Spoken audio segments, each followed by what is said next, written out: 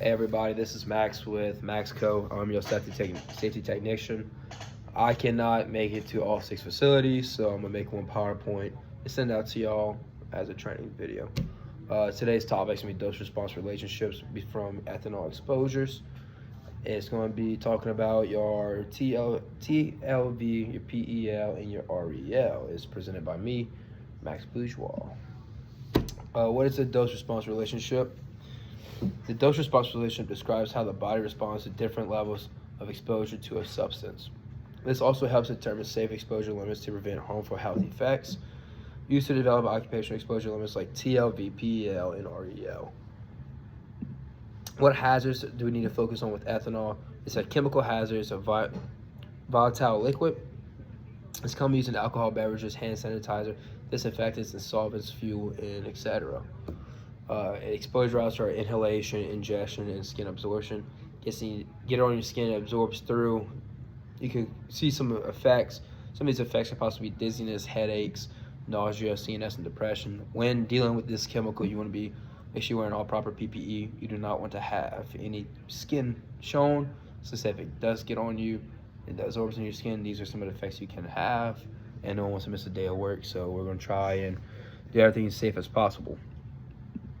The first thing I'm going to talk about is your threshold limit value, which is your TLV of the substance.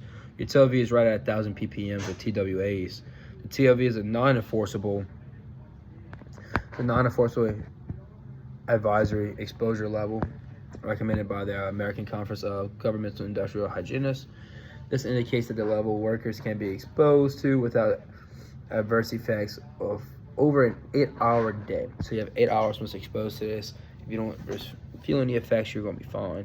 That's just your threshold limit. You just test the threshold for how long it could be. The next thing I'm going to talk about is your permissible exposure limit. This one's a little bit more trickier. This one, your PEL, which is your permissible exposure limit, is also right at 1,000 ppm for TWAs. A legal enforceable limit for ethanol exposure in the workplace. OSHA standards are established to prevent acute and chronic health effects in workers in their work environments. So, I said it's okay to have this in your workplace. It's not really bad. You just gotta watch. If it goes anything over 1,000, then you gotta go to your OSHA guidelines and standards and follow on from there. And now I'm gonna talk about your REL, which is your recommended exposure limits. Your REL is also 1,000 ppm to your TWA. Your REL recommended exposure limit is recommended exposure level issued by the National Institution for Occupational Safety and Health. When not legally binding, it is used to guide workplace best practices for health and safety. So when dealing with ethanol, this is where you want to go to see what's the proper limit, which of course is 1,000 ppm, and what's the safest route when this exposure occurs. A little summary about everything. Ethanol exposure follows a clear dose-response relationship. TLV, PEL, and REL for the ethanol are all set at 1,000 ppm. Maintaining exposures below this threshold is essential to avoid health risk, and understanding these values helps employers comply with regulations and protect workers in their work environments. The last thing I'm going to leave y'all with is some references if y'all want to go do some research on your own. You have OSHA 29 CFR 1910 subport C. We'll explain all this to you as well. ACCG IH TLVS and BES 2023 edition.